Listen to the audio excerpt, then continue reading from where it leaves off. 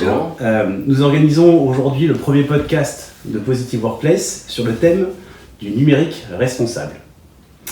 On est ravis de vous accueillir ce soir et je vous propose à chacun d'entre vous de vous présenter et on va laisser l'honneur aux dames. Allez, je m'y colle.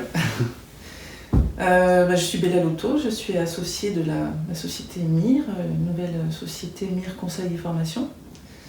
Et je travaille dans le domaine du numérique, d'un numérique plus responsable depuis quelques années. J'ai travaillé sur le sujet du quotidien, pour être plus exact, à savoir comment développer un petit peu les éco-gestes au quotidien pour le commun des mortels. Et puis, dans le cadre d'un bouquin avec l'ADEME, et puis j'ai mis en place une association pour accompagner les personnes qui auraient envie de faire un peu mieux dans ce quotidien et dans le cadre de leur travail, dans leur activité professionnelle. Et puis ensuite pour aboutir à cette création de société, puisque le sujet intéresse fortement depuis quelque temps, ce qui est une très bonne chose. Voilà. Je pense que je peux laisser la parole. Donc, je m'appelle Céline Zouari, donc je suis la deuxième associée de la société MIR Conseil et Formation, MIR pour Maison d'informatique responsable. Donc moi j'ai fait une grande partie de ma carrière dans l'informatique, dans des fonctions commerciales, à la fois chez des éditeurs de logiciels et dans des cabinets de conseil. Et puis j'ai croisé le chemin de Bella au moment où elle lançait donc l'association Point de Mire, qui avait pour objectif de sensibiliser le grand public, en tout cas tous les utilisateurs, aux impacts environnementaux du numérique. Donc on a créé cette association ensemble.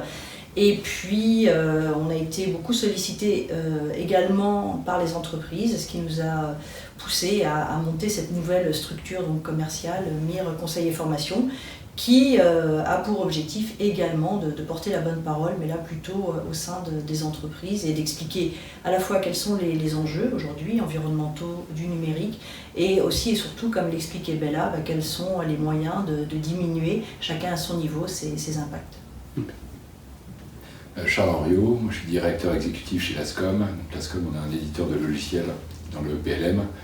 En deux mots, un marmiton pour les industriels de l'agroalimentaire. Et moi je baigne dans l'édition de logiciels depuis que je suis petit. J'ai fait une école d'ingénieur pour faire du développement derrière. J'ai progressé entre-temps, mais finalement en 2019, je pense que c'est une année tournant sur la prise de conscience, je pense, de l'impact écologique.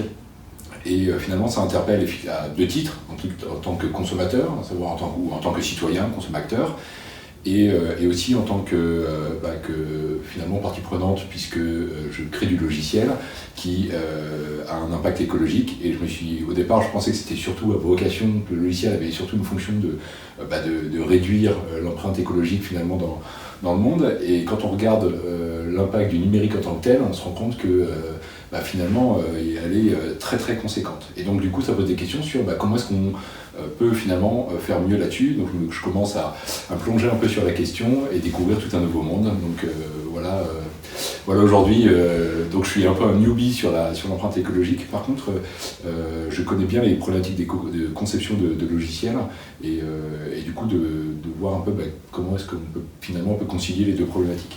Alors justement aujourd'hui, à votre avis, quels sont les grands enjeux de ces problématiques du numérique justement ? Quels sont les grands enjeux qu'on peut avoir et qui peuvent être sociétaux, environnementaux ? À quel niveau on va les retrouver ? Alors moi je dirais, très spontanément, qu'il y a un enjeu absolument essentiel et vraiment très sérieux, c'est celui des ressources non renouvelables. C'est-à-dire qu'en fait, il faut vraiment maintenant se dire, être très très conscient du fait que le numérique n'est pas durable au sens où il fait appel à des ressources épuisables. Et je préfère dire le terme épuisable d'ailleurs que non renouvelable, parce que c'est beaucoup plus clair finalement. Épuisable, ça veut dire que ça s'épuise un jour, tout simplement. Et par conséquent, le numérique s'appuie sur deux éléments. D'un côté l'énergie et de l'autre côté ces fameuses ressources épuisables.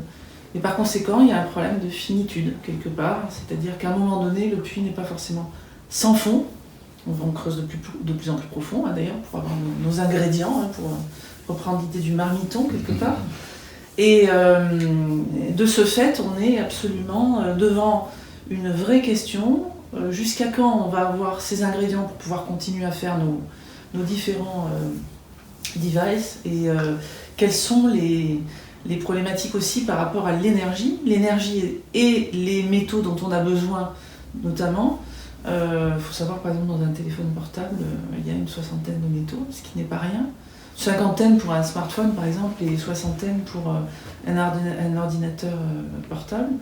Donc, et tout ça, si on n'a pas de jus, si on n'a pas d'électricité, si on n'a pas d'énergie finale, ben on n'a rien.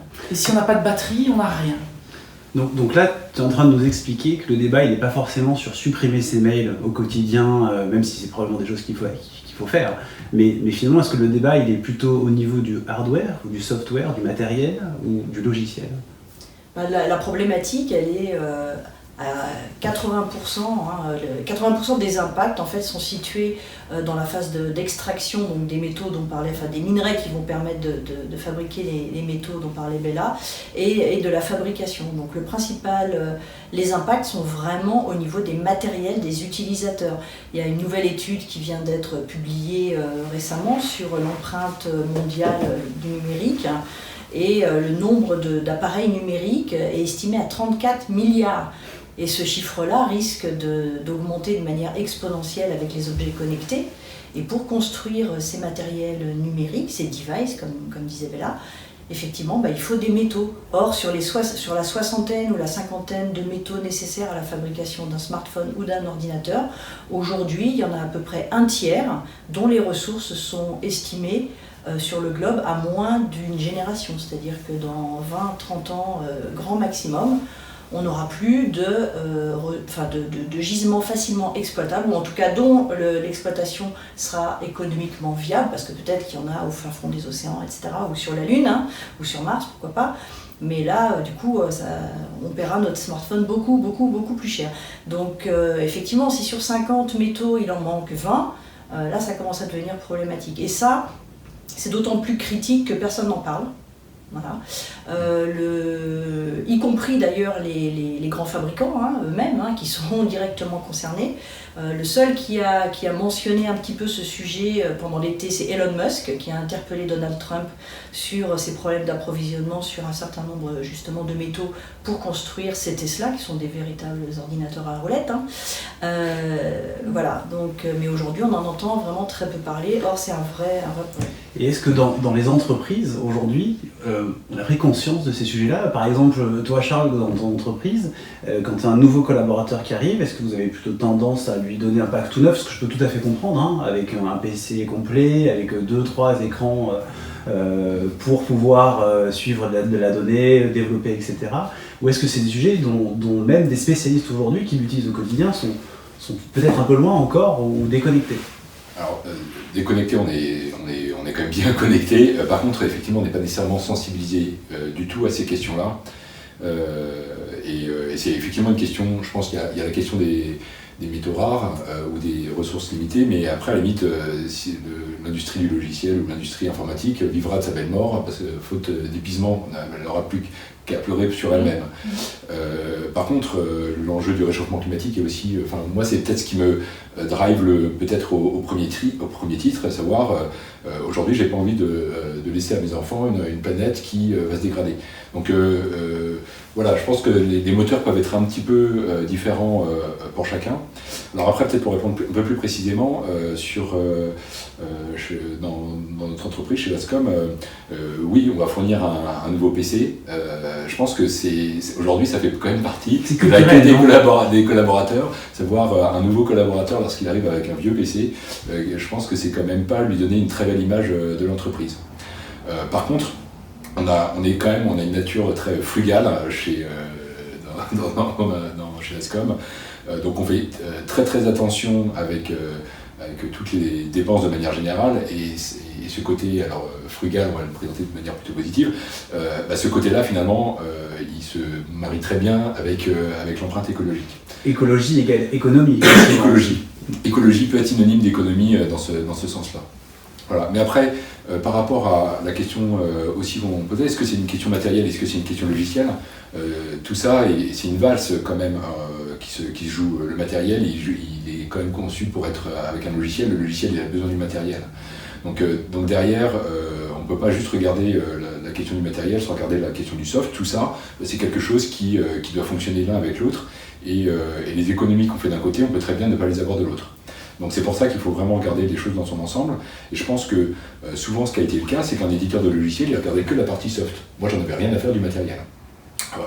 Entre guillemets, à savoir que j'arrivais chez mon client et je demandais à mon client d'avoir le matériel mis à sa disposition, et c'était son affaire d'avoir le matériel qu'il fallait.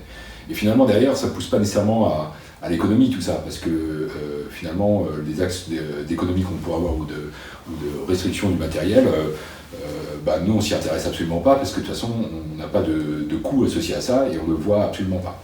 Aujourd'hui, je pense que le fait qu'on est dans une économie qui devient complètement intégrée sur... on parlait de Tesla, on parle en fait aujourd'hui n'importe quel acteur est un éditeur de logiciels. PSA est peut-être sans doute même bien plus un éditeur de logiciels que nous.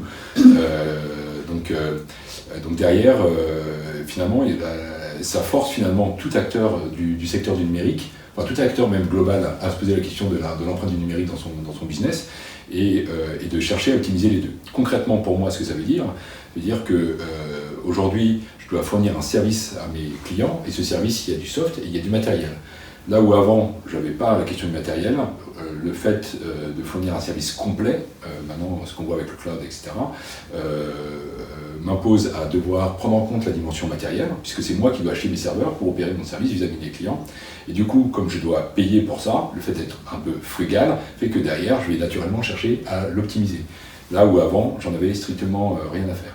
Donc je pense qu'aujourd'hui, il y a quand même un monde qui fait que on est de plus en plus poussé finalement à mieux intégrer cette contrainte-là, pas pour une dimension écologique, pour des mauvaises raisons en quelque part, mais pour une raison économique. Et derrière, ça peut avoir quand même un bénéfice qui est écologique dans un second plan. Alors, quand on parle de numérique responsable, il y a une notion qui ressort régulièrement, qui est la notion de low-tech. Est-ce que quelqu'un a envie d'expliquer ce que c'est que la low-tech ? Je pense que ça, c'est une question pour Béla. Ah oui, j'adore. Alors, on peut parler de low-tech, effectivement, on peut parler aussi de cyber-minimalisme, on peut parler de techno-minimalisme. Moi, je me définirais volontiers, par exemple, comme techno-minimalisme, en fait. C'est concrètement, c'est-à-dire concrètement. Alors, concrètement, ça voudrait dire que, par exemple... Quelle bonne pratique tu as aujourd'hui Non, c'est-à-dire plus généralement, si on reprend la terminologie de low-tech, c'est quand même assez intéressant vis-à-vis de la high-tech, c'est de finalement utiliser la technologie à bon escient, mais pas forcément d'une manière... pas dans l'ébriété, déjà, d'une certaine façon, et puis, surtout... pensez toujours que ça a un avantage et un intérêt social aussi, et que ça peut avoir un intérêt réel, que ça correspond à un vrai besoin, que ça ne va pas au-delà de quelque chose qu'on invente sans arrêt. Ça, c'est très important dans la notion de low-tech. Et puis, c'est important aussi de se dire que, avant, par exemple, d'aller chercher quelque chose de plus smart, on imagine qu'on est un petit peu smart aussi soi-même, quoi. C'est pas mal parce qu'on est bien équipé d'un certain point de vue.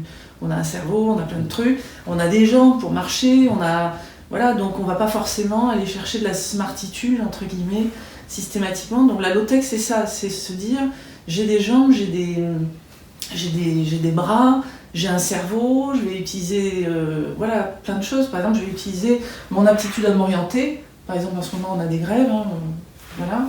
On est obligé de s'orienter un tout petit peu, on n'est pas obligé de tout de suite se mettre sur un GPS. On peut aussi se dire, il est où le nord, le sud, l'est, l'ouest, etc. Voilà. La low-tech, c'est effectivement, en fait, très bien utiliser la technologie, mais de manière, effectivement, extrêmement frugale, avec peu de moyens, mais voilà, c'est proche du Jugan, c'est proche de la démerde, entre guillemets, et en même temps, c'est pas du tout de la technophobie, loin de là, c'est simplement de se dire, en fait, il peut y avoir un super outil, mais si je sais le faire, si je sais faire la chose autrement, je n'en ai pas besoin. Mais est-ce que ça serait pas aujourd'hui une notion de puriste finalement, parce qu'on a vu avec Charles il y a quelques minutes que quand il équipait ses collaborateurs, s'il leur mettait à disposition un PC même de seconde main, le collaborateur se sentait touché dans son estime. Est-ce qu'aujourd'hui ça peut être compatible finalement avec les attentes de ces jeunes qu'on a besoin aussi de capter, qu'on a besoin de faire rêver, qu'on a besoin de pouvoir maintenir dans des entreprises? À mon avis, il faut revenir aux usages. Parce que moi, le tech, j'ai du mal à comprendre vraiment qu'est-ce que c'est que le tech, parce que la technologie, il y a quand même, quand on utilise Waze, ça permet d'optimiser son trajet. Alors, mais que veut dire optimiser? Moi, voilà. ça m'intéresse. Non, mais ça m'intéresse de rebondir sur le terme optimiser. Ça veut dire quoi, en fait? Éviter un embouteillage, voilà. Mais après, à la limite, chacun peut raisonner par rapport à ses usages propres. Par contre, là où je vous rejoins quand même assez volontiers, c'est je pense qu'aujourd'hui, les usages auxquels on répond, on peut vraiment se poser des questions, à savoir à quoi sert la technologie, à quoi sert un drone. À quoi sert un drone aujourd'hui? On répond à quel usage avec un drone? Faire la pub à Amazon qui la pub à Amazon dit qu'il va livrer tout le monde en drone d'ici je sais pas combien d'années, par exemple. Moi j'étais un fan de technologie jusqu'à je pense l'appareil photo numérique. Je trouvais ça formidable, ce que ça apportait. Et j'ai décroché, je pense à peu près à ce moment-là. Maintenant, avoir un Amazon Echo chez moi, alors là je comprends plus du tout ce sujet-là. Et la 5G et la 5G, alors la 5G c'est encore non plus. Aujourd'hui, moi le téléphone il répond quand même à un usage qui est de communiquer, donc ça c'est quand même un besoin fondamental qui est quand même un beau... Qui date d'un certain temps, d'un certain point de vue. Qui date d'un certain temps. Le téléphone, parce que vous avez des téléphones. Oui, le téléphone, communiquer. Mais c'est vrai qu'en fonction il y a certains usages, aujourd'hui en tout cas, communiquer, je pense qu'on peut se dire que tout le monde a vraiment besoin de communiquer. Aujourd'hui, les usages auxquels on répond avec les technologies, honnêtement, moi je ne sais pas avoir son colis le lendemain, je ne sais pas quel est, si ce n'est plutôt répondre à une frustration qu'à un usage, mais je ne sais pas aujourd'hui qu'est-ce qu'on fait. C'est pour ça que ce que je disais au départ sur la low-tech, c'est que ça fait partie vraiment de... C'est une philosophie d'un certain point de vue, en fait, c'est une posture, et ça doit vraiment répondre à une utilité sociale. Et c'est vraiment une vraie question. C'est-à-dire qu'elle est très subjective, cette utilité sociale. Qui va pouvoir prétendre de dire ça j'estime que c'est utile, ça c'est pas utile? Non. Concrètement, là dans une entreprise, comment on peut mettre en place des bonnes pratiques en termes on va dire de sobriété numérique? C'est quoi les bons gestes, ou Céline, ou même Charles, quels sont aujourd'hui les bons gestes pour nos auditeurs aujourd'hui? Quelles sont aujourd'hui les bonnes pratiques qu'on peut mettre en place, que ce soit sur le lieu de travail et maintenant la frontière entre le lieu de travail et encore plus avec les grèves qu'on a en ce moment et les problématiques de télétravail, la frontière, on voit que la frontière entre vie privée, vie professionnelle est de plus en plus mince finalement. Qu'est-ce qu'on peut mettre en place aujourd'hui? Quelle est la face cachée de l'iceberg au final? Alors ce que disait Charles tout à l'heure, c'est qu'il équipait donc ses collaborateurs avec donc des nouveaux ordinateurs, ce que je comprends en particulier dans les sociétés informatiques, que j'ai connues moi aussi. J'ai eu l'occasion justement d'échanger sur le sujet avec un DSI d'une société de services qui me disait « mais nous on est obligés de changer nos PC tous les 3 ans parce qu'on a fait l'expérience d'augmenter la durée d'utilisation à 4 ans, 5 ans, et sur les ordinateurs qu'on mettait à disposition de nos développeurs notamment, et on s'est rendu compte qu'on avait des vrais problèmes. Donc c'est pas possible. C'est sûr que dans certains métiers, on sait que c'est pas possible, qu'il faut des matériels qu'on renouvelle avec une puissance, etc. Cela dit, il y a aujourd'hui des modèles qui permettent quand même en faisant ça, d'être responsable. C'est ce que fait justement ce DSI, c'est qu'il loue son matériel. Il ne l'achète pas. Donc il loue son matériel pendant une durée donnée, 3 ans. Une fois que les 3 ans sont terminés, lui, il va changer. Mais ce matériel-là, il n'est pas mis à la poubelle. Il va partir dans une 2e vie, peut-être dans une 3e vie, pourquoi pas dans une 4e vie. Et c'est ça qui est important. Parce que ce qu'on a vu tout à l'heure, c'est que la plupart des impacts, 80% sont générés au niveau de la fabrication. Donc la clé pour limiter l'impact, c'est de faire durer son matériel. Alors pas forcément dans l'entreprise. L'entreprise, peut-être qu'elle utilisera ce matériel seulement pendant 3 ans. Mais quand on a des nouveaux modèles comme ça, ce qu'on appelle l'économie de la fonctionnalité, l'économie circulaire, enfin bon voilà tout ce qu'on veut, on part sur des nouveaux modèles qui permettent quand même de faire durer le matériel. Et ça c'est la clé. Donc on n'est pas obligé d'avoir un parc de matériel reconditionné, on peut avoir du matériel neuf, mais on peut quand même avoir un comportement responsable, notamment en passant par ces systèmes-là, en ayant aussi des accords de reconditionnement de son matériel si on l'achète avec des reconditionneurs, et il y en a de plus en plus, pour justement que le matériel puisse vivre le plus longtemps possible, parce que comme tu le disais, effectivement le matériel, c'est pas qu'il est obsolète, hein, au bout de 3 ans il fonctionne très bien, mais c'est ce qu'on met dessus, c'est le logiciel qui prend de plus en plus de place, qui est de plus en plus... On parle d'obésiciel. D'obésiciel, absolument. Et c'est ce qui fait ramer les ordinateurs ou même les smartphones. Alors justement, il y a un point qui est assez amusant, c'est que dans le commun du mortel, faire la révision d'une voiture, tout le monde trouve ça normal. Donc tous les 30 000 km, on va chez son concessionnaire. Par contre, faire la révision de son ordinateur, faire tout pour que son propre ordinateur ait une durée de vie qui soit allongée, c'est absolument pas rentré dans les mœurs. Ça n'est pas dans les entreprises, donc tu me contredises. Non, mais aujourd'hui, effectivement, je pense que le logiciel vit dans un monde qui est sans contrainte. En fait, c'était pas le cas il y a quelques temps, à savoir quand moi j'ai débuté, quand on programme un assembleur, on regarde. Alors, en fait, j'étais pas là où on programmait un assembleur, mais cela dit, on travaille sur la mémoire, on travaille toute instruction CPU, toute instruction mémoire et le disque. C'est des choses qui sont extrêmement. On était très précautionneux par rapport à toute instruction qu'on pouvait faire dans le logiciel.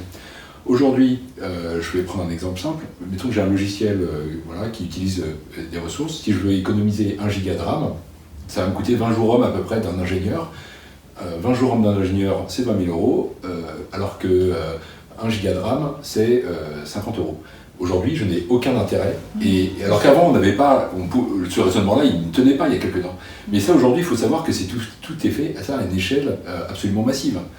Et quel est le rôle des Microsoft dans tout ça? Moi, je porterais pas. En fait, il faut regarder quand même. Microsoft, on va pas chercher les coupables. Tu essaies de nous emmener là-dessus, mais je pense même Apple, dont on parle d'obsolescence programmée. Aujourd'hui, je vais prendre un exemple simple. Je prends l'iPad de ma belle-mère. L'iPad de ma belle-mère, il a peut-être 7 ans. Il marche encore, ce qui est déjà quand même pas mal. Voilà. Par contre, je suis incapable de charger une page web d'un site web actuel dessus. Incapable. Pourquoi? Parce qu'il y a de la vidéo, les pages web elles sont 10 fois plus lourdes. Voilà, donc il y a Apple essaye, ils essayent tous d'accompagner quand même un certain mouvement qui est le mouvement Internet. Mais derrière aujourd'hui, il faut savoir c'est une évolution globale du logiciel qui vit sans contrainte. Et alors, on parlait d'obésiciel, il y a une notion qui justement, c'est des projets de loi qui sont en cours qui sont en train d'être portés au niveau de l'État, mais il y a aussi une problématique de mise à jour finalement. Et est-ce que dans ces mises à jour, on ne pourrait pas aussi dissocier des mises à jour qui vont être d'ordre de sécurité fonctionnelle, des mises à jour qui vont être plutôt de l'ordre du plaisir ou de l'évolution finalement dont on n'aurait peut-être pas besoin? Est-ce que c'est des sujets aujourd'hui, quand même dans les entreprises, aujourd'hui vous avez imaginé quand vous mettez à jour vos logiciels, est-ce qu'aujourd'hui vous mettez à jour vos logiciels en faisant une mise à jour globale ou est-ce que vous proposez des options dans les mises à jour de vos logiciels? Alors je peux essayer de répondre. Dans le logiciel, ça se fait déjà depuis longtemps. Les éditeurs de logiciels, en tout cas moi j'ai passé pas mal de temps chez IBM notamment, mais aussi ailleurs, et on faisait toujours la différence entre les mises à jour techniques, c'est-à-dire qui allaient corriger des bugs, et les mises à jour fonctionnelles, qui allaient rajouter des fonctionnalités. Et l'utilisateur, en entreprise, dans le cadre B2B, il choisissait, alors il installait en général les mises à jour techniques parce que ça corrigeait des erreurs, mais il choisissait ou pas d'installer les mises à jour fonctionnelles. Néanmoins, sur les applications mobiles, c'est pas du tout le cas, ni sur les operating systems des smartphones, que ce soit iOS ou Android, c'est pas du tout le cas. Aujourd'hui, on nous oblige quasiment à faire des mises à jour sans nous expliquer ce qu'il y a dans les mises à jour. Donc aujourd'hui, il y a effectivement une proposition de texte de loi qui est en cours de discussion, qui demande aux fabricants grand public, là pour le coup, hein, on n'est plus dans le domaine B2B, mais de faire bien la différence entre les mises à jour techniques, celles qui corrigeront donc des erreurs, et les mises à jour fonctionnelles sur toutes les applications qu'on a tous installées, je ne sais plus combien il y en a en moyenne, une cinquantaine ou peut-être même plus, sur son smartphone. Donc ça va être un vrai changement parce que ça pourra éviter ce qu'on appelle l'obsolescence logicielle, qui fait que si vous voulez être up-to-date sur et votre operating system et vos applications, au bout d'un moment, votre téléphone, il ne fonctionne plus comme l'iPad de ta belle-mère parce que c'est beaucoup trop lourd par rapport à l'âge du matériel. Donc ça, normalement, il y a des choses qui sont en réflexion et en discussion actuellement et on devrait en entendre parler, je pense, en début d'année. Donc je pense que ça fera effectivement changer les choses. Mais dans le monde de l'entreprise, le sujet ne se pose pas du tout de la même manière parce qu'aujourd'hui, toutes les applications sont pratiquement des applications web. Donc la seule question aujourd'hui qui se pose réellement en entreprise, c'est est-ce que mon navigateur il va supporter mes services Internet ? Et donc ça, en fait, finalement, donc est-ce que si j'ai Chrome ou Firefox, est-ce que je vais pouvoir utiliser mes applications, mon ERP, mon système de RH, etc. Donc la question, aujourd'hui, elle se résume pratiquement à ça en entreprise, ce qui est déjà pas mal. Et le logiciel, il a fait énormément de travail, justement pour pouvoir supporter Internet. Quand on parle de l'obésité logicielle, le fait de passer sur l'Internet, ça a été toutes les technologies qui sont utilisées dans Internet, ça a été un travail énorme de toute l'industrie du logiciel pour le permettre, finalement, tout ça. Donc ça, aujourd'hui, on y arrive quelque part dans le B2B, ou via toutes les applications Internet. Aujourd'hui, on ne parle pas de mise à jour pour aller consulter un site web, c'est pas le cas. Par contre, avec l'arrivée des smartphones, finalement, moi j'étais quand même assez surpris lorsqu'on a vu les smartphones arriver, revoir les apps. On pensait que c'était terminé cette histoire-là, on pensait que tout allait être plus ou moins un site web et qu'il allait y avoir quelques résidus d'applications sur le smartphone. Et en fait, aujourd'hui, on voit que finalement les apps ont pris quand même un rôle quand même très lourd, alors que toute l'industrie logicielle s'était faite pour finalement tout déployer via du web. Et on parlait tout à l'heure du poids des pages web, pour en revenir à ça. Je crois qu'en 15 ans, c'est ça, ça a été multiplié par 116, le poids d'une page web. Donc c'est pour ça qu'on commence à revenir à des sites qu'on appelle éco-conçus, très sobres, pour justement se débarrasser de tout le gras logiciel, ce que tu appelais tout à l'heure l'obésiciel. Ce qui effectivement permet de garder plus longtemps son matériel parce qu'on a besoin de moins de ressources informatiques pour aller sur ces sites web. Et en plus, la plupart du temps, ils sont beaucoup plus fonctionnels, beaucoup plus faciles d'accès parce qu'on n'a pas tout un tas de fioritures qui ne servent à rien, des vidéos, des trucs qui tournent dans tous les sens, des couleurs. On va directement à l'essentiel. Alors ok, ça fait peut-être un peu communiste sur les bords, je suis désolée, ou soviétique, je ne sais pas comment on peut le dire. Je pense pas, non.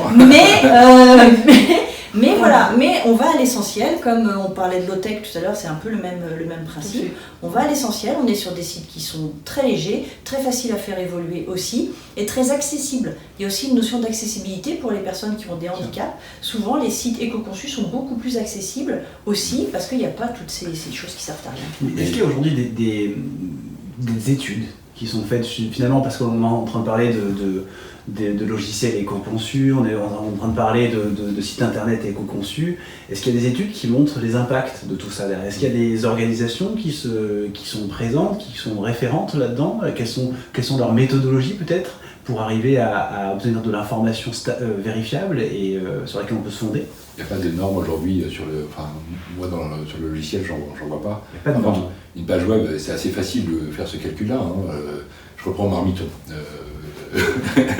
Un site web, le contenu informatique, une recette en texte, je sais pas, 10 kilooctets, enfin je sais pas, on peut peut-être se batailler sur les chiffres, mais on a 10 kilooctets, une vidéo 10 mégaoctets, on a un rapport de 1 à 1000, c'est-à-dire que la moindre publicité, on a un rapport entre le contenu réel, donc on parlait d'usage, l'usage de ce que je fais de recette, et tout le truc qui me sert à rien, j'ai un rapport de 1 à 1000. 10 mégas pour charger des vidéos, de la publicité, etc. Et m'alourdir une page web que je n'arriverai pas à lire parce qu'aujourd'hui ça se replie, ça se déplie dans tous les sens, enfin c'est insupportable, et pour un contenu réel de 10 kilooctets. Alors aujourd'hui, alors après je ne sais pas, peut-être qu'il y a peut-être des normes, mais aujourd'hui, en tout cas moi en tant qu'éditeur de logiciels, on n'a pas de référentiel pour travailler sur le sujet. Il y a très peu de choses. Et je pense que des choses qui seraient intéressantes, c'est justement le fait d'héberger aujourd'hui des fournisseurs de cloud. Il y a quand même une opportunité derrière ça, qui est que comme ils ont les data centers et qu'on paye chaque service, finalement, qu'on ait un peu l'empreinte écologique qui pourrait être assez simplement fournie en disant allumer un serveur pendant 2 heures, ça vous coûte tant en CO2. Aujourd'hui j'ai le prix en euros, donc je veux dire, on peut faire une traduction ou une analogie assez simple, mais donc ne serait-ce que ça permettrait, je pense que ça permettrait de prendre conscience de combien ça coûte. Et puis il y a peut-être de lancer un deuxième sujet qui est aujourd'hui quand on regarde les YouTube qui sont quand même qui utilisent énormément de bandes passantes, et finalement quand on regarde quand même pour pouvoir travailler sur l'empreinte écologique, à un moment faut avoir l'ensemble des coûts. Faut pas travailler uniquement sur moi je fournis un service et je fournis un service en tant que fournisseur de vidéos, mais derrière il y a aussi tout le réseau pour l'acheminer aux clients, et ça aujourd'hui c'est pas pris du tout en compte dans leur service. Donc ça veut dire qu'aujourd'hui la grande partie de la bande passante est utilisée pour faire du streaming, mais quelque part ceux qui fournissent le streaming ne payent pas finalement l'empreinte écologique de ce flux-là. Donc je ne sais pas, est-ce qu'il y a peut-être matière à réfléchir là-dessus, mais...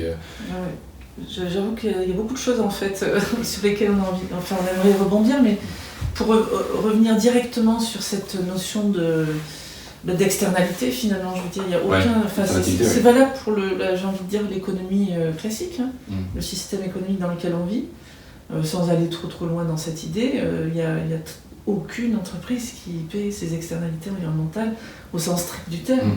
Alors encore moins dans le domaine du numérique, puisqu'il est très récent d'avoir fait cette relation entre le numérique et l'environnement. Le premier chiffre c'était 2007, boum, le cabinet Gartner qui nous donne un chiffre particulièrement intéressant, qui nous dit voilà, c'est tant d'émissions de gaz à effet de serre mondiales, en l'occurrence c'était 2%. Bon, maintenant on est à 4, c'est déjà nettement plus important, nettement plus supérieur à l'aviation civile d'ailleurs.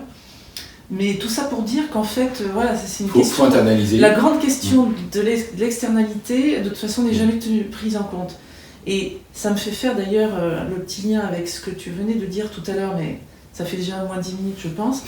Donc j'essaie de retrouver l'idée, c'est que tu disais qu'effectivement, aucun intérêt finalement de payer quelqu'un, un développeur pendant 20 jours pour faire tel truc, alors qu'en fait, une barrette une RAM, va coûter ketchi, voilà.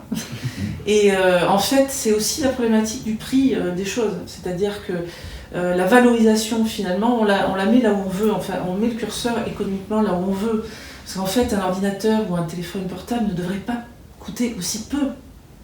Parce que justement, on ne tient jamais compte de ces externalités environnementales, et j'ai envie de dire bien au-delà, c'est-à-dire humainement aussi. C'est-à-dire qu'il est très facile d'aller en République démocratique du Congo et d'aller prendre encore un petit peu de cobalt, un petit peu de... Alors d'ailleurs, c'est eux qui ont la majorité de la production, 70%. Donc pour nos batteries, soit dit en passant, voilà. Mais voilà, donc notre truc, on sous-paye, enfin dans des conditions en plus absolument, mais d'une cruauté sans nom. Donc il n'y a absolument pas le prix réel des choses. Donc c'est absolument occulté. C'est pas le sujet en soi. Alors moi, c'est un peu notre sujet, en tout cas c'est le mien, ça c'est sûr. En revanche, voilà, le prix des choses n'a absolument aucune commune mesure avec sa rareté. On le voit bien d'ailleurs. Même si on a des métaux rares dans un téléphone, c'est pas pour autant qu'il est devenu cher. Alors on peut se dire, voilà, il faut m'expliquer comment, puisqu'on m'a dit que tout était rare et tout ce qui était rare était cher en cours d'économie. Donc il y a un truc qui fonctionne plus dans ma tête. C'est quand même 700 € un téléphone, c'est pas cher. Ouais, mais c'est pas cher par rapport à ce que ça représente au niveau de la supply chain. Moi je dirais que c'est carrément pas cher du tout par rapport à la mort d'un petit Congolais qui reste au fond du puits, etc. Par rapport à la chaîne Foxconn par exemple qui nous fabrique des produits... dont je tairai le nom, mais enfin peu importe. Avec des filets anti-suicide. Voilà, bon, c'est quand même des conditions de travail qui sont absolument pas raisonnables, et pour dire les choses, elles sont inacceptables. Ce n'est pas seulement d'ailleurs la firme auquel on pense tous, à laquelle on pense tous, c'est aussi d'autres fabricants d'électronique, donc c'est pas le sujet. Il n'y en a pas un pour rattraper l'autre, à part Fairphone qui est une exception et qui est quelque chose d'assez particulier. Alors, juste, il y a un truc qui est assez amusant, on parlait de la Chine là. Il y a une mesure qui est passée récemment en Chine, qui a été imposée par le gouvernement, c'est un blackout, entre guillemets, ou j'ai plus le terme en tête, mais en gros un arrêt pour les jeunes de pouvoir se connecter à des jeux en ligne à partir de 8h du soir, je crois, et jusqu'à 7h le lendemain matin ou même 8h, je sais plus. Une sorte de couvre-feu. Voilà, c'est le terme que je cherchais. Couvre-feu numérique. Un couvre-feu numérique. Mais pas pour des raisons environnementales, mais Non, pour des raisons pour des d'addiction. raisons- Exactement, parce que le lien, c'est ce que je voulais dire, c'est que le lien entre finalement l'environnement et le social, il Bien est sûr. clairement lié. Enfin, Bien il y a un lien qui est incroyable. Et Les deux sont- aujourd'hui, Et il y a- culturel aussi. Aujourd'hui, il y a une ressource qui est rare, c'est le cerveau humain. Je pense que la première ressource rare que nous, on intègre bien, c'est le jour d'ingénieur. Ça veut dire qu'aujourd'hui, on a une pénurie d'ingénieurs. Et finalement, en tant qu'entreprise, je ressens beaucoup plus ça que la ressource métaux rare. Le logiciel a tout fait pour faire en sorte que réduire ce coût-là. C'est-à-dire que toutes les technologies qui ont été développées ont été faites pour qu'une ligne de code, aujourd'hui une ligne de code, fait 100 fois ce qu'elle faisait il y a 20 ans. En Ça aussi, coût ou en volume? en capacité. C'est-à-dire qu'aujourd'hui, je suis capable, avec une ligne de code, de faire ce que je faisais il y a 30 ans au prix de 100 lignes de code. Donc aujourd'hui, avec un ingénieur, je fais le travail de ce que faisaient 100 ingénieurs. Enfin, moi, je donne des chiffres comme ça parce que c'est très difficile à mesurer, mais en tout cas, ce qui est sûr, c'est que tout le logiciel, c'est fait pour arriver à réduire le temps de conception massivement. Et c'est finalement, et le déployer en même temps, c'est-à-dire de simplifier, de rendre plus accessible toute cette technologie-là pour répondre à un besoin qui est un besoin massif si tout le monde devait programmer en assembleur, des pages web, on n'en verrait pas beaucoup. Donc je pense que là, il y a eu beaucoup, ça a été ça la première contrainte du web. Effectivement, maintenant, il faut réinternaliser un petit peu cette contrainte, peut-être un peu écologique. Hein, mais Alors du coup, pour l'internaliser, ça serait bien aussi effectivement de travailler au niveau de la formation, par exemple, de ces fameux ingénieurs en question. Parce que nous, on a eu l'occasion d'avoir justement des propositions de cursus, enfin de formation auprès d'ingénieurs de 5e année, quand même, de développeurs de 5e année ou ingénieurs informatique et autres. Puis on a fait pas mal de conférences. Quelle école? Alors c'est l'ESGI, c'est l'école supérieure du génie informatique. C'est joli, hein, c'est impressionnant. Et ces étudiants-là étaient déjà, ils connaissaient pas forcément, ils n'avaient pas forcément fait le lien entre numérique et environnement. Et puis surtout, ils découvraient vraiment la question de l'éco-conception de services numériques. Pour eux, c'était quelque chose, c'est une expression qu'ils ne connaissaient pas. Alors à part quelques exceptions, parce qu'il y en a toujours. Hein. Mais moi, j'ai l'impression que ça me fait penser à quelque chose, c'est-à-dire, j'ai l'impression que là, en fait, on les envoie un peu au casse-pipe d'un certain point de vue, en les maintenant dans une ignorance. Parce que nous, on fait des cours, d'accord, on donne des cours et d'autres aussi, mais c'est extrêmement minoritaire, cette dimension-là, elle n'est pas du tout prise en compte dans l'enseignement supérieur. non, mais elle n'est pas près de l'être. Hein. Je voudrais dire Pourquoi ? parce que Alors, c'est loin effectivement d'être là, mais juste pour terminer là-dessus, ce qui m'étonne, c'est qu'effectivement, plus c'est tard, plus c'est anxiogène. Donc effectivement, c'est pas en 5e année qu'on va leur dire, bah oui, alors vous avez appris plein de trucs et tout, c'est super, on vous a dit qu'en plus vous allez avoir un beau métier, etc., ce qui risque d'être le cas. Mais par contre, il y a plein d'outils que vous risquez de ne pas avoir en main parce que de toute façon, voilà. C'est comme si on les envoyait au casse-pipe, c'est-à-dire le premier rang de l'armée, quoi. Je veux dire, allez vous faire tous abattre parce que de toute façon, il va y avoir quelque chose qui va se passer qui va quand même être assez colossal. Donc, au regard du réchauffement climatique dont tu faisais allusion tout à l'heure. Donc, voilà. C'est vraiment quelque chose, c'est une dimension qui n'existe quasiment pas dans l'enseignement supérieur. Et a fortiori dans les cursus techniques et de développement, etc. Et moi, je trouve ça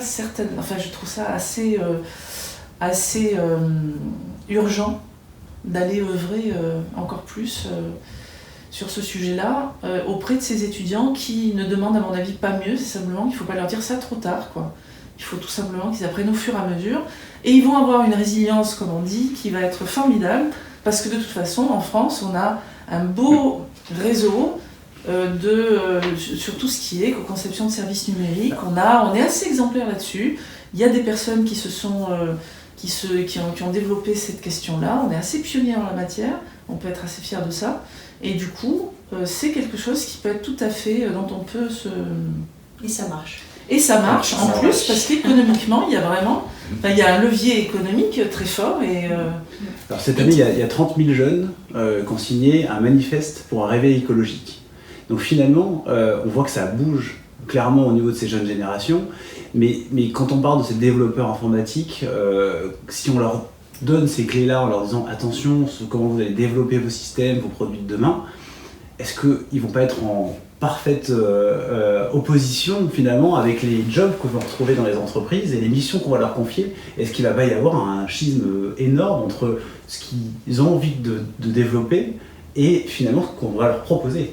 Ce que tu disais tout à l'heure, tu posais la question pourquoi finalement ce message n'est pas connu? Tout simplement parce qu'aujourd'hui on est dans une société, pas seulement en France, partout dans le monde, où la technologie doit sauver le monde. Le message qu'on entend tout le temps, c'est la technologie va sauver le monde. Est-ce qu'elle sauve le monde? Non. Mais oui et non, bien sûr. Quand on fait nos conférences, parfois on a des gens qui nous disent « Ah oui, mais quand même, la technologie c'est bien parce qu'aujourd'hui, avec un smartphone, on peut sauver des vies. » Et nous on répond « Oui, c'est vrai, vous avez raison, mais vous en sauvez combien par jour des vies avec votre smartphone ?» D'accord ?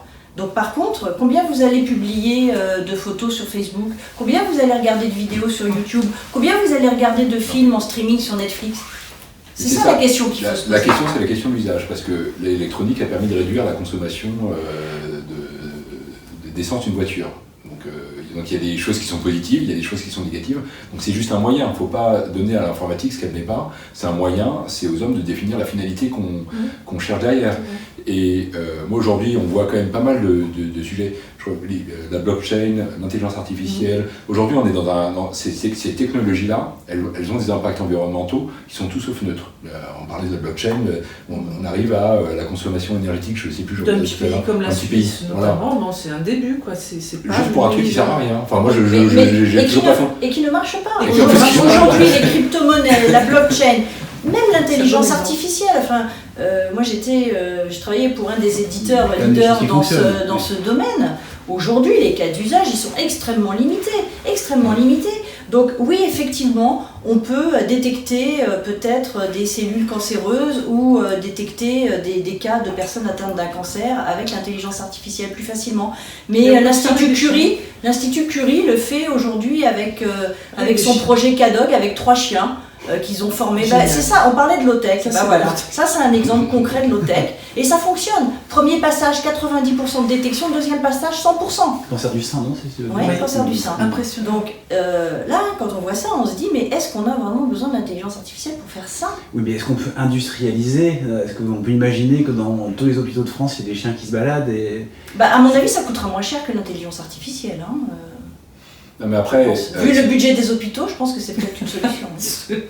Est-ce que les gens sont prêts à accepter d'avoir un chien qui vient après, si c'est efficace, c'est efficace. Alors, si ça marche bien, déjà qu'on manque de médecins, on est prêt à... C'est le résultat qui compte, exactement, c'est efficacité. Et puis j'ai envie de dire que est-ce que les gens seraient prêts, je sais pas, pour un chien?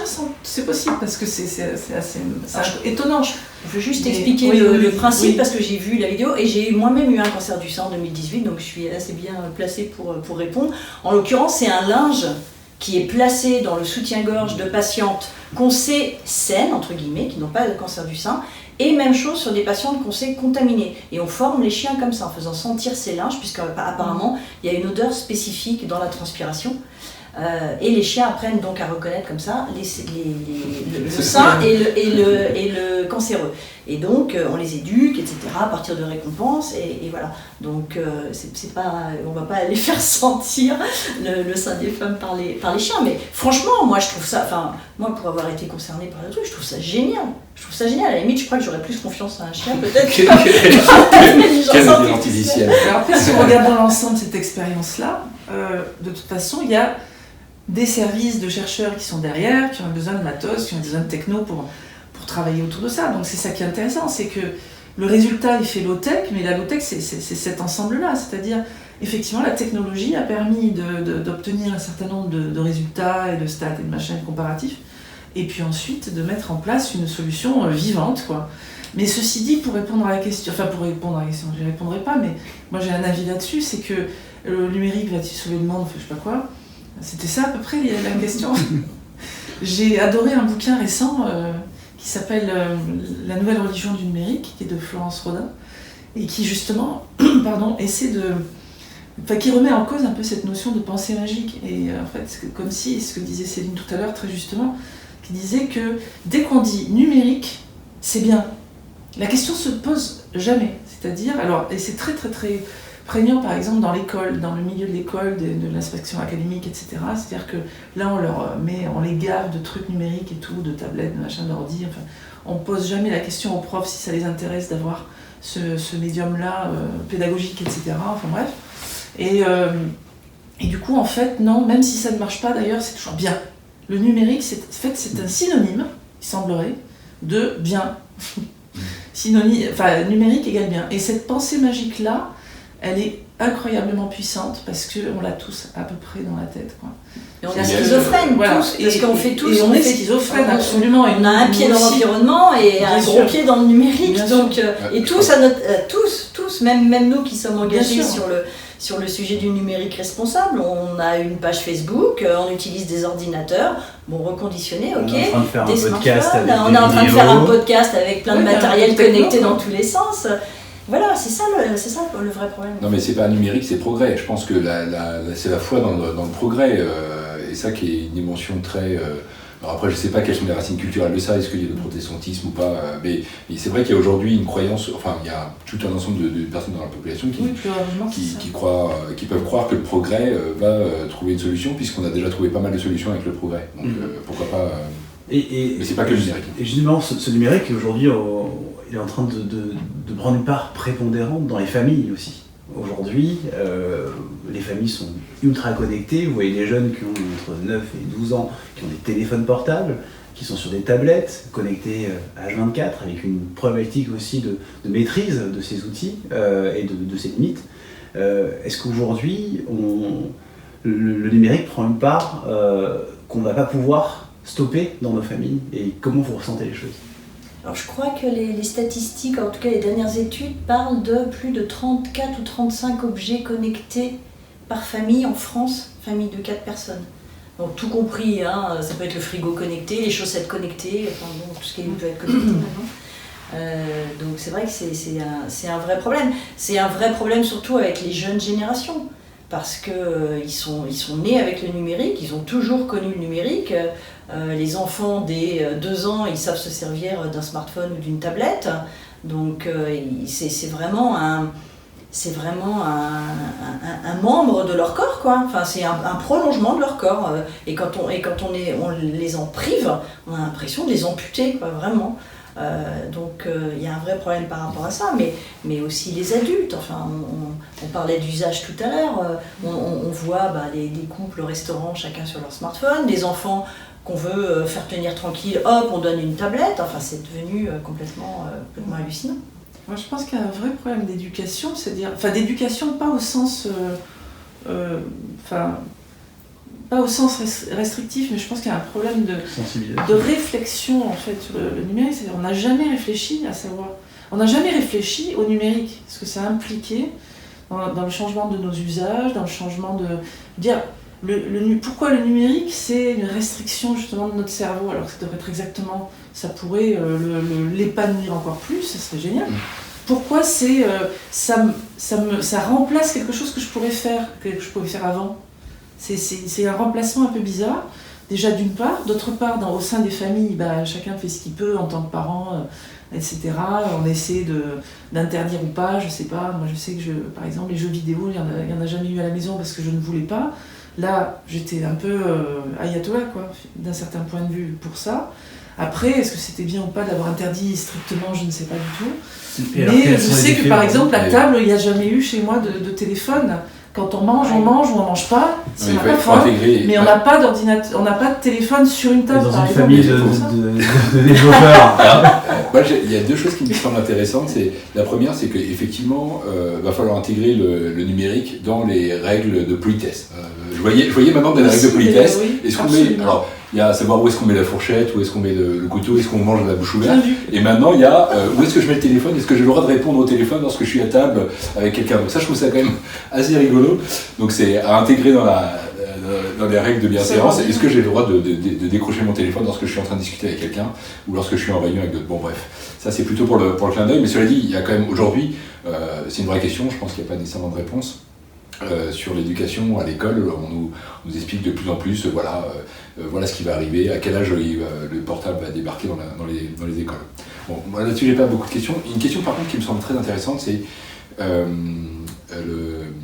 quand j'étais jeune, on apprend à discerner un petit peu, à faire preuve un peu de discernement par rapport à des informations, et c'était essentiellement par rapport à la télé.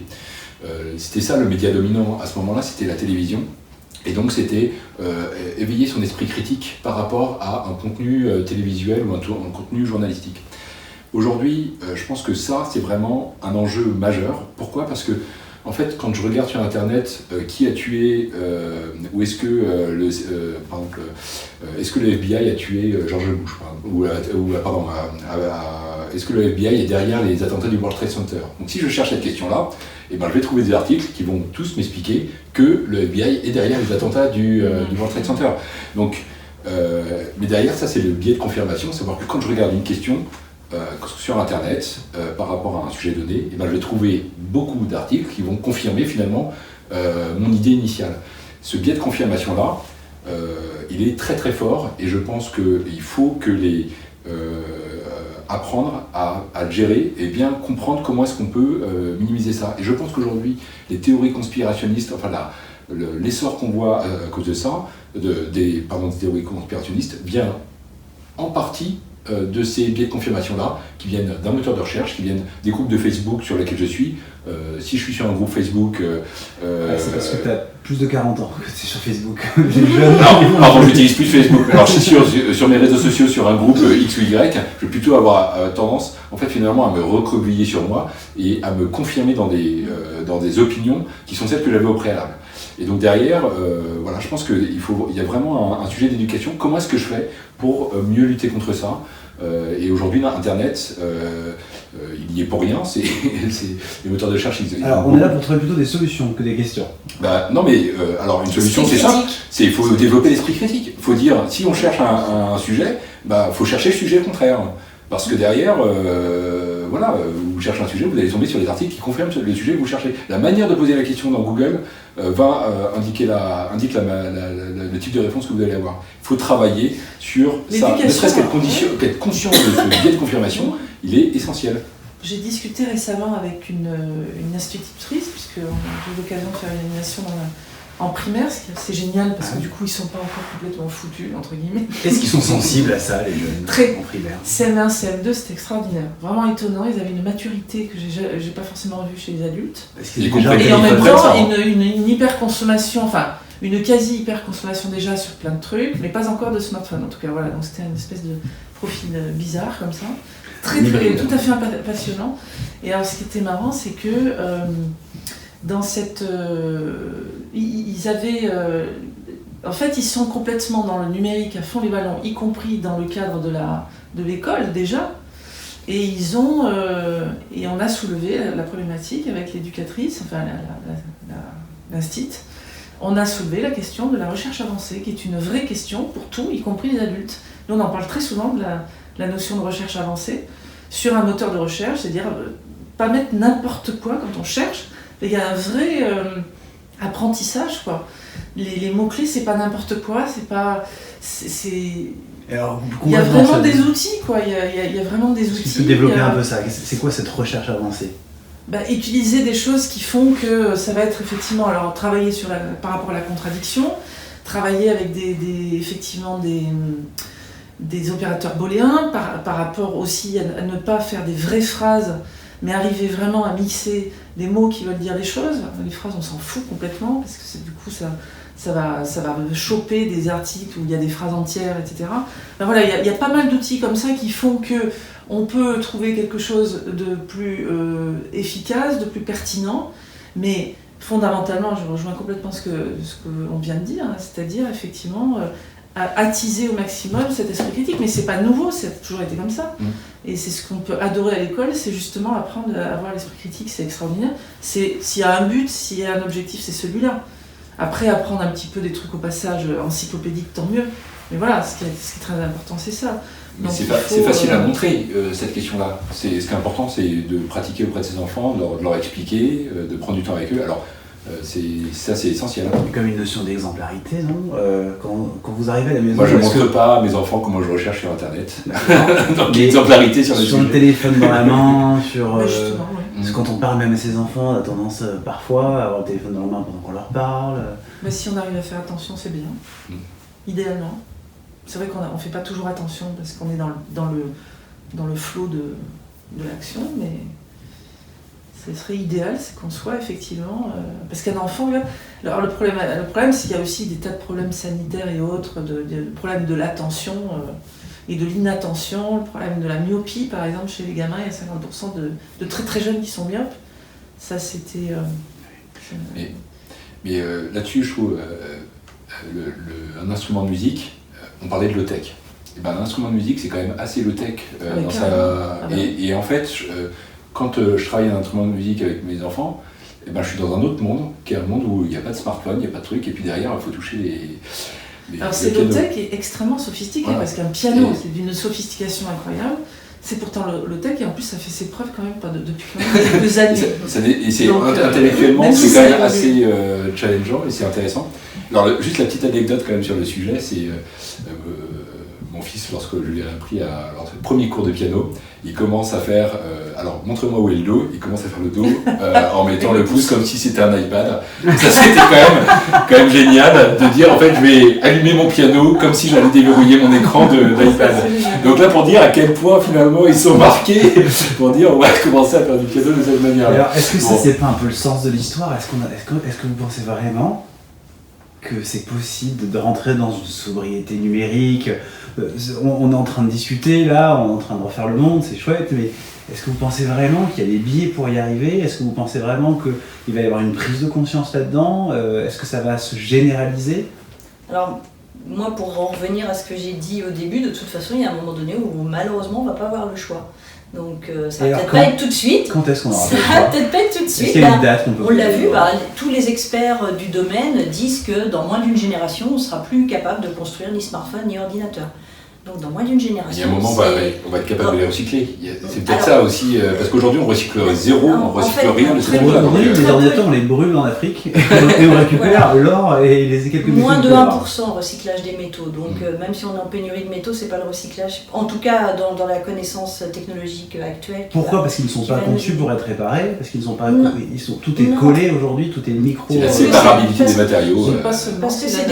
Parce que c'est des petites quantités, parce qu'ils sont en alliage, donc c'est très compliqué en fait.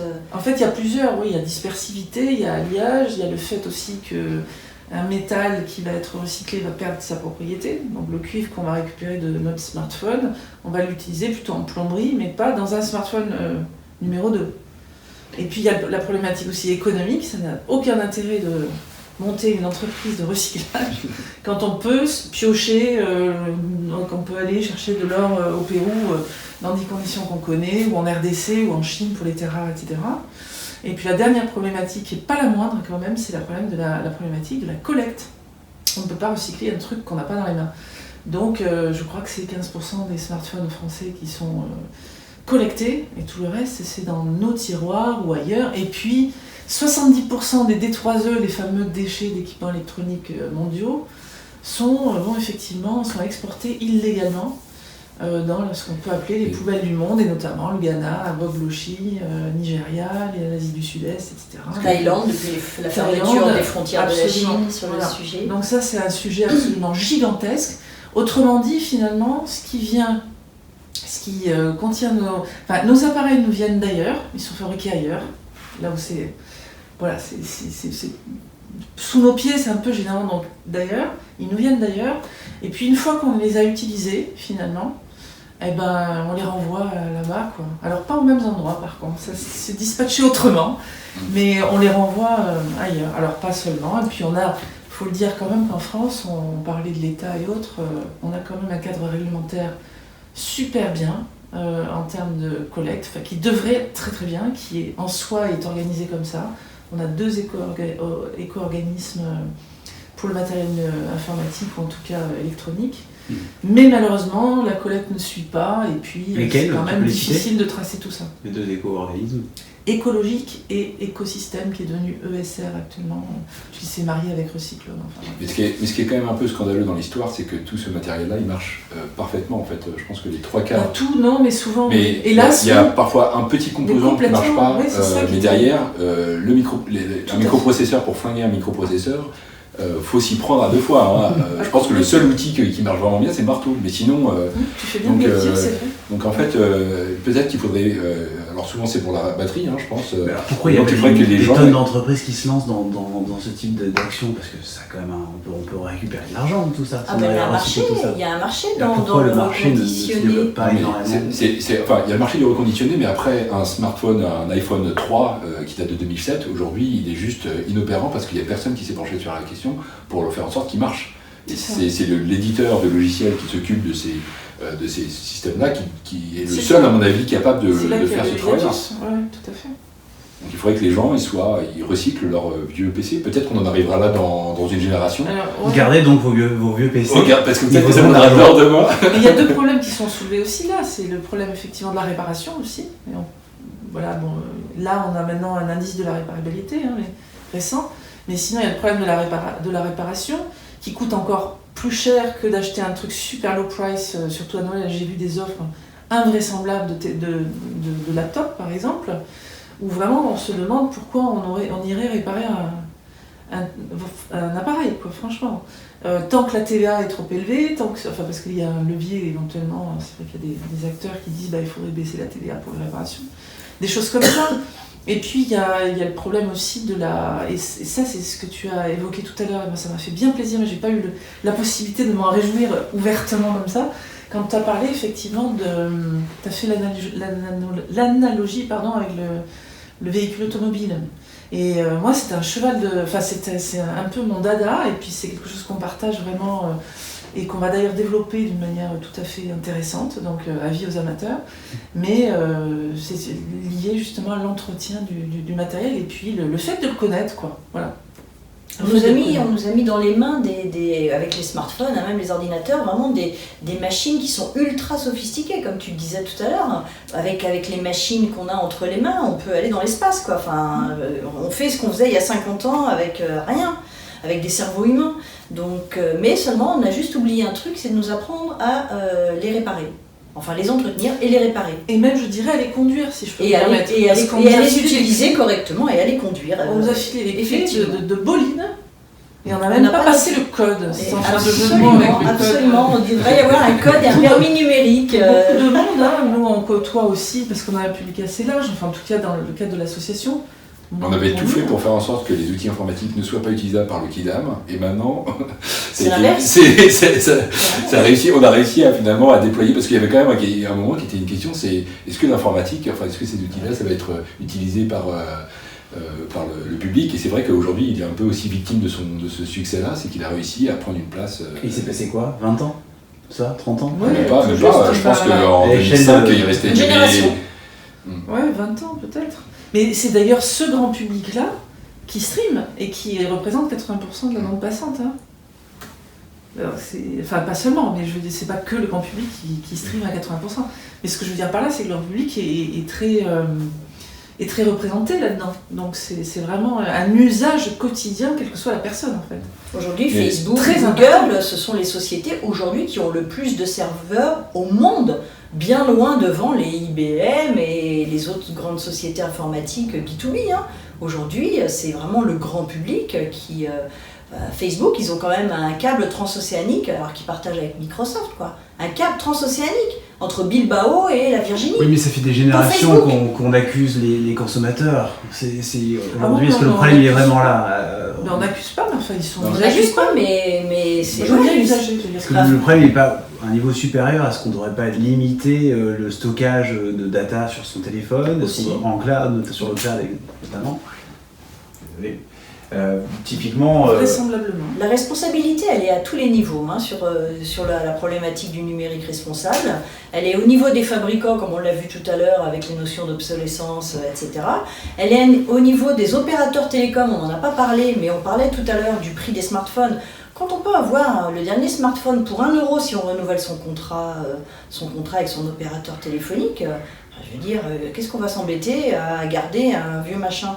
Je veux dire, ça c'est juste scandaleux. Aujourd'hui, les opérateurs télécoms, s'ils augmentaient la durée de leur contrat et qu'ils les passaient de 2 ans, 3 ans à 5, voire 7 ans, on renouvellerait pas en France son smartphone tous les 18-24 mois, ce qui est la moyenne aujourd'hui. Donc eux aussi ont une vraie responsabilité. Les distributeurs ont aussi une vraie responsabilité, d'accord, à la fois dans la vente et dans la collecte des objets en retour, d'accord, et puis les utilisateurs, enfin je veux dire les consommateurs, comme tu disais, ou les consommateurs, on a tous une responsabilité. Enfin, personne nous oblige, pistolet sur la tempe, à acheter le dernier iPhone, le dernier Samsung, la dernière tablette, on a etc. des applications comme Yuka aujourd'hui. J'aime bien faire le parallèle aussi avec la restauration ou l'alimentaire, parce que c'est quand même le nerf de la guerre aujourd'hui. Il ne pourra plus y avoir d'iPhone, mais par contre on continuera toujours à manger. On l'espère. L'idée, c'est qu'il y a eu quand même des transformations récemment dans le domaine de l'agroalimentaire notamment, avec le bio notamment. Et puis 7% des surfaces cultivées en France. Donc on est encore, je veux dire, ces transformations, c'est quand même encore. On a l'impression qu'on vit dans un monde bio, mais on est loin de vivre dans un monde bio. Et ça, c'est que la France. Donc c'est intéressant de rappeler les chiffres. Faut quand même. Je pense que il y a. Par contre, ce que je trouve intéressant en fait dans cette idée avec. Alors, excuse-moi, je suis en train de te couper la parole. Mais ce qui est intéressant, et je pense que ce qu'on voit avec la COP25, qui finalement n'aboutit pas, faut pas attendre des politiques. Je pense qu'aujourd'hui, c'est très compliqué pour un gouvernement, pour quel qu'il soit. Il y a des enjeux qui sont trop importants pour y arriver. Donc moi, qu'est-ce qu'il faut faire ? Je pense que c'est en tant que citoyen, en tant que consommateur, faire pression sur, par des choix. Chaque acte d'achat est un acte de citoyen aujourd'hui. Enfin, en tout cas, c'est comme ça qu'il faut le voir. Et donc, faut réduire, je pense, faut choisir, cibler ses investissements. Moi, je me suis mis sur Quant pour essayer justement d'éviter de... Alors, pas pour des raisons écologiques, mais je pourrais très bien... Enfin, je pense qu'il faut... C'est un choix éclairé, tant que ça dure, voilà. Parce qu'il faut profiter, parce que c'est un peu... Mais donc derrière... Alors, moi, il y a déjà un premier point, c'est qu'il faut que le secteur du numérique, il faut qu'il commence à regarder un peu la question pour voir déjà, pour faire un état des lieux, pour voir où est-ce qu'on consomme, où est-ce qu'on... Enfin, de mesurer, moi, je trouve, de cette histoire d'externalité. Alors, il y a des initiatives, oui, on n'a pas répondu à ça, et ça, c'est hyper important, parce qu'il y a de nombreux rapports. Tu parlais de référentiel, ou en tout cas un besoin de référentiel. C'est en train de se faire, notamment justement au niveau du logiciel, dans le cadre d'un programme qui est chapeauté par l'ADEME, etc., donc avec des acteurs qu'on connaît, qui risque d'être très intéressant et qui va durer 2-3 ans. Donc, tu peux citer ces acteurs, par exemple ? Je les ai pas tous en tête, ouais. Mais je les ai pas tous en tête, mais en tout cas, c'est l'ADEME qui chapeaute tout ça et vraiment qui va donner, où on aura vraiment un impact environnemental de chaque élément, à la fois en termes logiciels, à la fois en termes hardware aussi. Et on peut juste quand même citer les organismes effectivement qui travaillent sur cette problématique, sur ce sujet du numérique responsable, parce qu'il y en a. Il y a le CNRS via un groupe qui s'appelle Eco-Info, qui travaille déjà depuis plusieurs années sur ces aspects-là. Après, il y a des blogs comme greenIT.fr, donc de Frédéric Bordage, qui est un des experts Green IT depuis une quinzaine d'années. Il y a aussi l'ADEME, qui est en fait une émanation du gouvernement sur tout ce qui est économie d'énergie et environnement, qui a des publications sur les smartphones, les consommations, etc. Il y a le Shift Project aussi, qui est un think tank émanant de Carbone 4, qui a publié plusieurs rapports récemment. Donc on commence aujourd'hui à avoir vraiment des informations, enfin des statistiques relativement fiables, même si parfois entre eux ils ont quand même des chiffres qui concordent pas complètement parce qu'ils prennent pas... c'est un petit peu compliqué, il y a beaucoup aussi d'estimations, mais on est capable de dire aujourd'hui que l'informatique mondiale génère quasiment 4% des gaz à effet de serre de la planète. 4%, c'est énorme, c'est quasiment 2 fois plus que l'aviation civile. Donc aujourd'hui, les ordinateurs, même si ça ne fume pas, ou les smartphones, quand on les allume, ça génère plus de gaz à effet de serre que les avions. Enfin, c'est un truc incroyable, quoi. Mais on ne voit pas, parce qu'on est dans un monde complètement virtuel, on est dans un monde immatériel, où on ne voit, encore une fois, pas les externalités. Aucune. Parce que, on l'a dit, ça fume pas, et surtout aussi parce qu'elles sont pas chez nous, ici, dans les pays développés. Elles sont ailleurs. Donc, on ne voit rien. Donc, quand on ne voit rien, ça n'existe pas. Or, malheureusement, ça existe. Alors, on va terminer le podcast par une question que je vais poser à chacun d'entre vous. Aujourd'hui, quels conseils pratiques vous donneriez aux jeunes générations ? Moi, je dirais, faut réduire de 4% les émissions des effets de serre par an. C'est ça les objectifs qui sont fixés par les accords de Paris. Voilà. Je pense que première chose à faire, c'est garder son matériel le plus longtemps possible. Donc déjà, ne serait-ce que se dire qu'on garde un smartphone 13 mois au lieu de 12, on a déjà fait 10% d'économie sur le sujet. Donc c'est déjà, c'est un début, mais c'est déjà, je pense que c'est comme ça qu'il faut un peu mesurer le travail et se dire qu'on a gardé juste un an de plus ou qu'on a allongé la durée de vie de 2 ans. Voilà. Moi, j'aimerais bien qu'on ait une année blanche sur l'équipement informatique. Voilà, donc c'est un moyen de dire à ma femme de ne pas consommer ce qu'elle voulait acheter peut-être, mais c'est aussi, je pense, je pense que c'est, en tout cas, ça c'est le premier axe, et le deuxième c'est travailler sur la fonctionnalité. Plutôt qu'en tant qu'industriel du secteur, on va dire, c'est finalement en faisant un service en location qui intègre l'ensemble d'un service, finalement c'est une manière d'internaliser les externalités, de bien prendre en compte la totalité des coûts et du coup de commencer à optimiser ça. Voilà. Moi je suis assez d'accord, j'ai 3 ados à la maison, donc je vais donner aux jeunes le conseil que je donne à mes ados, enfin le conseil, en tout cas les bonnes pratiques. Moi mes 3 ados voulaient absolument un iPhone, je leur ai dit ok, mais moi ça sera du reconditionné, déjà pour une question de prix, et puis ensuite pour toutes les problématiques dont on vient de discuter. Et finalement on se rend compte que premièrement ils acceptent ça très bien, ils le comprennent, et que c'est comme la ceinture de sécurité il y a 30 ans, ça semblait complètement dingue pour nos parents qui la mettaient une fois sur 2, nous on se pose plus la question, alors nos enfants ils se posent plus du tout la question. Donc à un moment donné, il faut aussi faire passer des comportements à nos enfants, et on se rend compte que on y arrive bien, et ils comprennent. Moi quand ils me disent tel il a acheté le dernier iPhone, à chaque fois je leur pose la même question, et est-ce qu'il est plus heureux pour ça ? Et là, ils me regardent, non. Bon, voilà, c'est tout. Et ça s'arrête là. Donc, contentons-nous de ce qu'on peut avoir, faisons-le durer le plus longtemps possible, soyons raisonnables, voilà, avec nos matériels. Moi, je peux aller que dans le même sens. Hein. Moi, j'aurais envie de rajouter un aspect de déconnexion, c'est-à-dire à la fois, de retrouver la liberté qu'on peut avoir. Dans le sens, j'ai envie de leur dire, oubliez votre smartphone une fois par semaine, par exemple, ou oubliez-le le dimanche, ou oubliez quelques heures volontairement, parce que finalement, quand on s'en rend compte, on est un petit peu malheureux, des fois on est un petit peu inconfortable, et puis après on commence à se rendre compte que c'est finalement très très bien de l'avoir oublié. Bonsoir. Alors chez Delricourt, chez Cognitive Workplace, il y a mesure d'économie d'énergie tous les soirs à 18h moins le quart. Tu parlais de 10%, on a 10% là qui était à 1%. C'était pour ça avec une grosse sobriété. Non mais c'est amusant, mais c'est peut-être un signe avant-coureur de ce qui peut nous arriver finalement, ce blackout là qu'on est en train de voir, est-ce qu'on va droit dans le mur, Ravage de Barjavel, je vous invite à relire Ravage ou à le lire si vous ne l'avez pas encore lu, qui est un bouquin qui date des années 50, voilà. Panne d'électricité géante mondiale, qu'est-ce qui se passe ? Voilà. Panne numérique mondiale, qu'est-ce qui se passe ? En même temps, moi quand je donne des conférences devant des jeunes, des très jeunes, et je leur dis, mais quand j'ai commencé à travailler en 91, ne me dites pas que vous étiez pas nés, je n'avais ni ordinateur, ni smartphone. Et pourtant, je travaillais dans l'informatique, j'avais des clients, je signais des contrats et ça me posait aucun problème. Donc, c'est possible. Voilà. C'est-à-dire qu'on a vécu avant, en fait. C'est ça le truc. Non, mais c'est possible. Non, mais c'est ce qu'elle dit.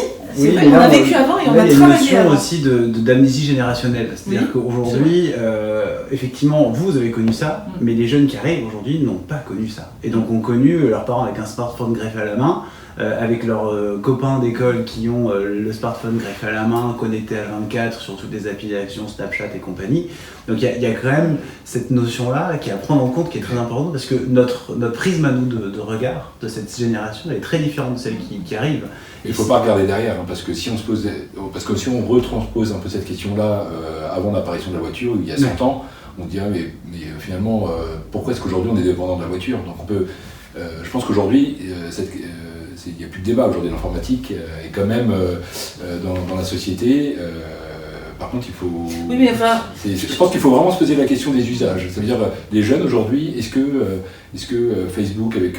Alors, je ne vais pas reprendre, excuse-moi, est-ce que WhatsApp ou Snapchat, voilà, est-ce que les usages derrière, c'est quelque chose parce qu'on parle de harcèlement, on parle quand même de. Il y a quand même des effets néfastes, et donc derrière, est-ce que ce que je fais avec mon téléphone, ça sert à quelque chose ou pas? Donc c'est la question du bonheur. On va conclure là-dessus, c'est qu'aujourd'hui, le lien entre finalement l'impact écologique de ces appareils, de tous ces services numériques qu'on nous propose, il est en lien direct avec l'impact social, et clairement les deux sont fortement liés. Et donc dans nos approches aujourd'hui, il ne faut pas avoir une approche uniquement logicielle ou matérielle, mais avoir une approche plus globale qui passe notamment par la sensibilisation à la fois au niveau des jeunes, de nos enfants, mais aussi en tant que chef d'entreprise dans le digital, en tant qu'organisme soit de formation ou entreprise dans ce domaine-là. Finalement, ça reste un des premiers sujets, c'est éduquer, ne pas voir juste la face visible de l'iceberg, mais effectivement quel est le vrai impact derrière, quel est l'impact que vont avoir nos choix, quel est l'impact que vont avoir nos achats sur l'évolution de notre planète. Et donc notre rôle à nous aujourd'hui ici, c'est d'en prendre conscience et de pouvoir le communiquer au plus grand nombre. Et c'est l'objet notamment de ce podcast, dont je vous remercie d'avoir participé. Merci beaucoup.